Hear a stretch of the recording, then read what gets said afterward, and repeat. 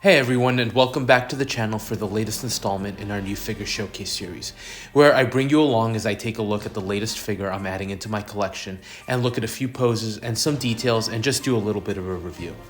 Now, I am extremely excited about this figure, not just as a Marvel fan, but just because it is one of the most unique ones I'm adding into my collection, and it is Dead Strange from Doctor Strange and the Multiverse of Madness. So I've said a lot about the movie with the previous Doctor Strange release, and as a huge Marvel fan, maybe I am a little bit biased, but I really did love that movie. I know it didn't live up to a lot of fans' expectations, but I personally enjoyed it, and I think one of the highlights of the film was the scene involving Dead Strange. For me, the entire sequence from Strange taking over the dead body of his alternate version to the reveal and showdown with Scarlet Witch was awesome, and of course the visuals. Right, the cape, the spirits of the damned, all just amazingly done. And I think even if you didn't enjoy the story and had complaints about the movie, I'd be hard-pressed to imagine that you wouldn't have enjoyed that final sequence. Just at least visually, right, it was impressive. Now, when Hot Toys announced this figure, I had no doubt in my mind I wanted to have it. I just couldn't imagine the size of it. Frankly, pictures don't do it justice, and it's something that in hand just really impresses. It reminds me a little bit of how I felt with the Sam Wilson Captain America. Promo shots, again, were just impressive for that piece, but in hand, it just stood out how, first of all, how big it was, and also how impressive it was. So now, let's take a look at the full package we're getting here from Hot Toys, and it is a lot. That may be an understatement, but it is a loaded release. Although I will tell you that a majority of the pieces are all to bring that Cloak of the Damned to life. So they feel more like diorama elements than actual accessories. But seeing them laid out, it's still impressive, the sheer quantity that you're getting. Biggest standout is the cloak itself. Again, just the span on it is incredible. And then you get all the components that actually become interesting and are a really ingenious way of connecting the cloak to the figure. And those include the arms that connect to the figure's back, faces representing the souls of the damned, and the two pieces of spirits basically reaching out. And then of course some spare hands and a standard hexagonal base with a flight pole and with an additional clear plastic connector meant specifically to hold the diorama soul pieces. So a lot here. Now let's turn to the accessories, and we'll start as we normally do with the hands. And look, not much here. They're posed for specific looks, and the highlight, of course, is the paleness of the skin, simulating dead tissue, and even the wraps on the hand are sculpted to appear frayed and cut up, almost like they've just seen some wear and tear. Fingers also have some portions where the skin has been removed, revealing the dead necrotic tissue below. It's all gruesome, but still just really well done and impressive. The other note is that the blood isn't bright red, which again makes sense since he's dead.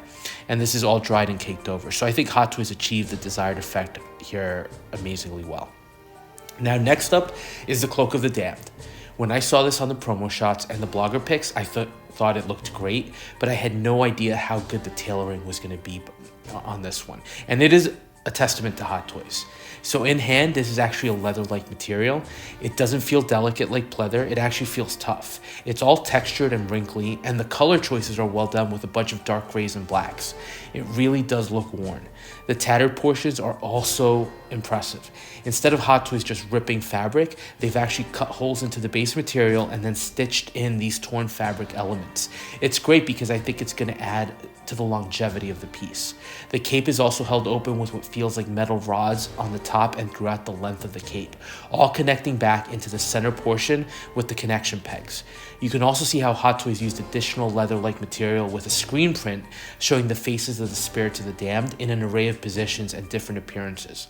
Screen printing is a light brown so you can see them, but they blend nicely into the material, and also the fact that it's an additional layer kind of creates this illusion of the faces projecting out, as they should. Now you do see some holes around the cape, and that's to accept some of the additional hard plastic pieces, which we'll look at next, but overall, just amazing work here. And of course, like I mentioned, that leads to the next piece, which includes the faces of the damned to be added onto the cape. So you're getting 10 in total, 5 of each type, and you're essentially getting different depths of the faces, with some including the horns and some being just the face portion. So it's meant to create an interesting look as if the faces are in different states of projection. So very cool. Faces themselves are very similar, but there are subtle differences, either with some heads missing horns or even with the size and the appearance of the eye sockets. Some of the faces seem almost angry, while with the choice of eyes, others appear to be almost sad. So interesting approach by Hot Toys. Next up, you get the 8 arms that project out from Dead Strange's back, and not only does it create a great visual, but it's also a smart way to connect the cloak to the figure without having to create some kind of tab. Because remember, this is not a character like Sam Wilson that has a backpack.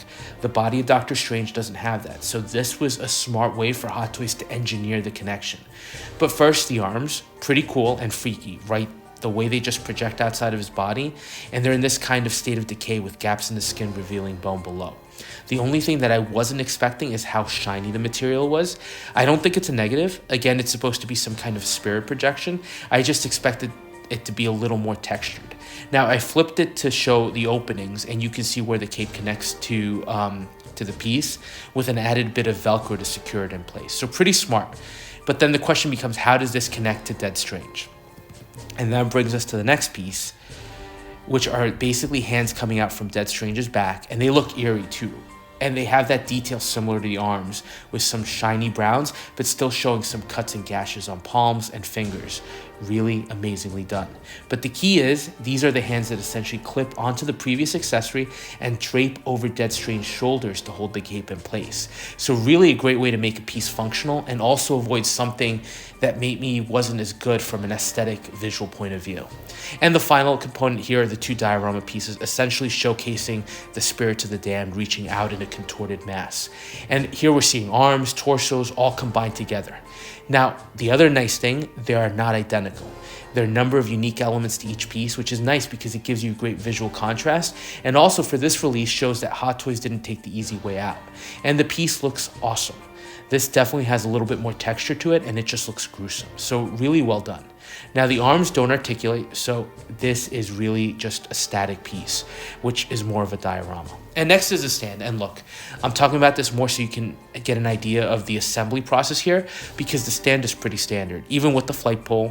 And then you get the plastic piece that slides in under the waist grabber. And now that's kind of the unique part, because that includes 2 ball joints on either end. The key being you place the figure with the cape on the waist clamp, and then the 2 diorama pieces showing the soles get socketed into the clear plastic to complete the look. So just really smart assembly over here. So let's jump into the figure, and we're going to start with the sculpt. And I'm just going to say, look at this image and look at the detail work here. It's just outstanding. Let's start with the details, right? First, the decaying face is awesome. All the scars and the cuts and the gashes, just amazingly done, including the portion of his mouth where the skin has been cut off, exposing the sinew and teeth below. Detail here is phenomenal, and even the way the eyes are sunken in, and then even the chin having some skin missing, there's just a lot to unpack. Throw in the paint app showing the pale dead skin and the dried blood, everything just looks great. Only nitpick, maybe just the gashes on the forehead should be a little wider, but it looks amazing. And then even the hair, since he's been buried at this point in time, the ponytail isn't as clean looking. He's got strands of hair falling next to his face. It's just really awesome work that Hot Toys put into this. Now, looking at the rest of the figure, he's incredible. First of all, the suit is really well done and it's great looking, and it kind of makes me wish that Hot Toys had given us that version of Strange just wearing this, because it looks incredible. The red and black are a really great color combination, and the detail in the shoulders and along the elements of his arms and the chest pieces with the gold trim, it just really helps bring a lot of detail out. There's great screen printing as well. But again, the highlight here is the chest, where you see the section of rotting flesh beneath, where you can see kind of taut flesh and then just patches of muscle beneath. Just beautiful, which is wacky to say with this, but it is awesome. The rest of the figure is great with the hanging pieces of fabric. Screen printing on them is great, and I like the frayed edges. And I also like that the suit seems a bit darker, almost like they made him dirty, right, as he should be. But now the moment of truth, and that's this fully assembled piece. Look at how gorgeous this thing looks. It's a dead figure, so it has the horror element to it, which I'm normally not attracted to. But this being Marvel, I had to have it. And look at this. The cape is stunning. And all those faces projecting out add so much depth. And you can even see the ghosted in faces behind. It's just such an amazing visual. The arms projecting out too, they're gorgeous. And with the soles on either side, I mean, it's hard pressed to find a word to describe this other than stunning. It really is. The only thing I will tell all of you, all the components that you see on the figure really make it feel like a diorama. The cape itself and like the Souls of the Damned, you can slightly pose them. You can pose the wires on the cape a little bit, but not as posable as some other capes that we've gotten. And even the Souls of the Damned can rotate a little bit on the socket, but you're not gonna pose them too dramatically. So it really is a diorama piece.